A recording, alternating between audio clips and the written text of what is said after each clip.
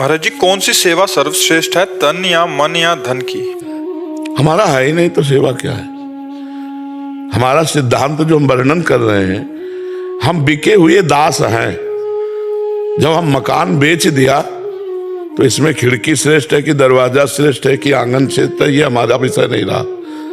तनुवांग मनोभिरमले सुहम तविवासिता, ये शरीर, ये वाणी, ये मन और मैं स्वयं आपका बिका हुआ दास हूं। खत्म खेल में। अब इसमें तारतम्य मिलाने की कि तन की सेवा श्रेष्ठ, कि धन की सेवा श्रेष्ठ, कि मन की सेवा श्रेष्ठ, न मेरा तन, न मेरा धन, न मेरा मन, मैं तो बिका हुआ दास हूं। इसमें श्रेष्ठ और लघु की बात क्या है? शरणागति की। अब अलग होकर बात करके कि कौन सी सेवा श्रेष्ठ है, तो इसमें सेवा में पहुंच ही नहीं होगी। अलग होके तन्मया से सेवा होती है, अलग होके सेवा होती ही नहीं। अपना धन मान करके प्रभु को दोगे तो 1 का लाख दे देगा वो, लेकिन मन प्रभु में नहीं रमेगा।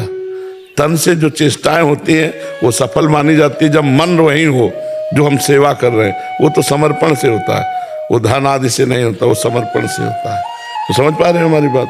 वैसे ये बात अपनी कही, वैसे शास्त्रीय बात यह है कि तन और धन दोनों से श्रेष्ठ सेवा मानसिक होती है। पर मानसिक सेवा में प्रवेश तभी होता है जब शारीरिक सेवा की जाए। शरीर से खूब सेवा की जाए तो मानसिक सेवा में प्रवेश करने का अधिकार मिल जाता है, और मानसिक सेवा सर्वश्रेष्ठ है। पर ऐसे देखो, मानसिक सेवा कैसे करोगे? आंख मूंदो तो अंधकार दिखाई देता है। जब सेव्य नहीं आए, मान लो ऐसे प्रिया प्रीतम सामने आ गए तो शुरू कर दी सेवा। अब जब सेव्य नहीं आए तो सेवा किस बात की? सर्वश्रेष्ठ सेवा मानसिक, द्वितीय सेवा शारीरिक, और तृतीय सेवा आर्थिक। अब शरीर से नहीं कर सकते हो, मन नहीं लग सकता, जीवन भर मेहनत की, रुपया कमाए हो, गौ सेवा, संत सेवा, भगवंत सेवा में लगा दो। नहीं, सबसे श्रेष्ठ है मानसिक सेवा। और वो जो बात पहले कही वो शरणागति की कही कि हमारा कुछ है ही नहीं तो क्या सेवा। महाराज जी, आपके चरणों में कोटि कोटि प्रणाम। महाराज जी, मुझे सर्वश्रेष्ठ परमार्थिक साधक बनने के लिए कौन कौन से गुण होने चाहिए, और मुझे सर्वोत्तम शिष्य बनना है? आप सबसे पहला गुण होना चाहिए कि हमें कोई गुना ही नहीं है। तृणादपि सुदीचेन तरोरियु सहिष्णुना अमानिना मान देन कीर्तनीया सदा हरि। पहला ये होना चाहिए कि मैं किसी योग्य नहीं हूं। पूरे जीवन भर इसी को ढकते चले आए हैं कि हम किसी योग्य नहीं हैं। भीख मांग के खाना, अकिंचन भाव से रहना, 1 रुपया पास नहीं, 1 इंच जगह नहीं, ऐसे जीवन। अब भगवान को प्रकाशित करना था तो वो प्रकाशित कर दिया। अगर YouTube ना होता तो कौन जानता? भगवान को प्रकाशित करना था, कलयुग के यंत्रों का जमाना आया, देश विदेश बात फैल गई, तो वो योग्यता दिखाई देने लगी। नहीं तो सदैव ढक के रखा जाता है, अपने सद्गुणों को ढक दिया जाता है। और सदैव जब वार्ता की जाती है मैं बहुत अधम हूँ, मेरे में कोई सद्गुण नहीं कि मैं आपको रिझा सकूं। प्रभु आप अपनी कृपा से रिझ जाओ, और हो सके तो अपने योग्य बना लेना। मेरे में ऐसी क्षमता नहीं कि मैं आपको प्रसन्न करने वाले सद्गुण धारण कर सकूं, आप अपने योग्य बना लेना। तो बात सही रही। और अगर अपने में सद्गुण दिखाई देने लगे तो अहंकार आ गया, तो सब दोष आ गए, फिर पतन हो जाता है। तो उपासक को चाहिए कि अपने में कोई सद्गुण है ही नहीं ऐसा वास्तविक दिखाई दे।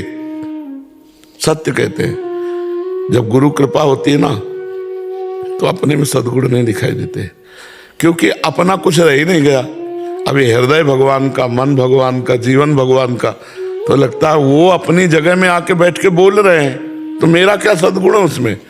वो अपना प्रभाव फैला रहे हैं तो मेरा क्या उसमें प्रभाव है तो उनका सारा प्रभाव। तो ऐसे रहता है। अपने को तृण से नीच समझना सबसे बड़ा सद्गुण। और जहां दैन्यता होती है तो जैसे पानी कहीं छोड़ो वहीं जाएगा जहां निबान है, ढलान है, जहां गहरापन है, तो जो झुका हुआ है सारे सद्गुण वहीं आ जाते हैं। जो दैन्य है, सबको अपने से श्रेष्ठ समझता है, उसमें सारे सद्गुण आ जाएंगे दैवी संपदा के। और जो अपने में कुछ गुणों को लेकर अभिमान करता है तो सारे दुर्गुण उसमें आ जाते हैं। तो हमें लगता है सदगुरु और इष्ट को प्रसन्न करने के लिए सबसे बड़ा गुण है कि मेरे में कोई गुण है ही नहीं।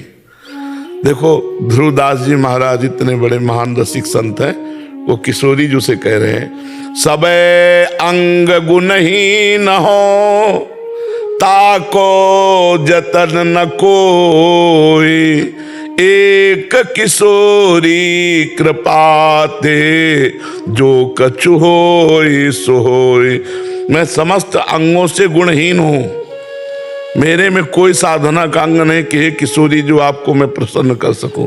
अब तो भरोसा केवल आपकी कृपा का है। और कितने बड़े महापुरुष हैं कि 42 लीला जैसे ग्रंथ की रचना की। महान अद्भुत रस सिंधु है 42 लीला।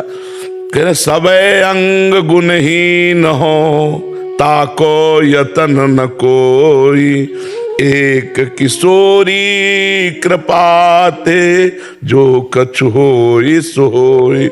सो कृपाति सुलभ नहीं ताको कौन उपाओ, चरण शरण हरिवंश की सहज ही बन्यो बनाओ। बोले वो किशोरी की कृपा भी ऐसे थोड़ी होती है। बोले जब हरिवंश महाप्रभु की शरण में हो जाए, चरणों का आश्रय ले ले, तो फिर कृपा का अनुभव हो जाता है। सारे अच्छा जैसे सद्गुण है सत्य बोलना, अब देखो बोल के, पवित्र आचरण देखो करके, अल्पाहार देखो करके, कम निद्रा देखो करके, पूर्ण आत्मसमर्पण देखो कर, कुछ नहीं होने वाला, अपने से कुछ नहीं होने वाला। क्या होने वाला है? हम अगर कुछ करेंगे तो हम बिगाड़ सकते हैं, इससे ज्यादा कुछ नहीं कर सकते। तो हे प्रभु, हे गुरुदेव, आप करा लीजिए, आप हमसे करा लीजिए, तो अहंकार नहीं आएगा और हमारी साधना बहुत जोर की चलेगी। अगर ये है कि मेरे में सद्गुण है तो फिर पतन हो जाएगा, ये पक्की बात है। परमार्थ में ऐसा है।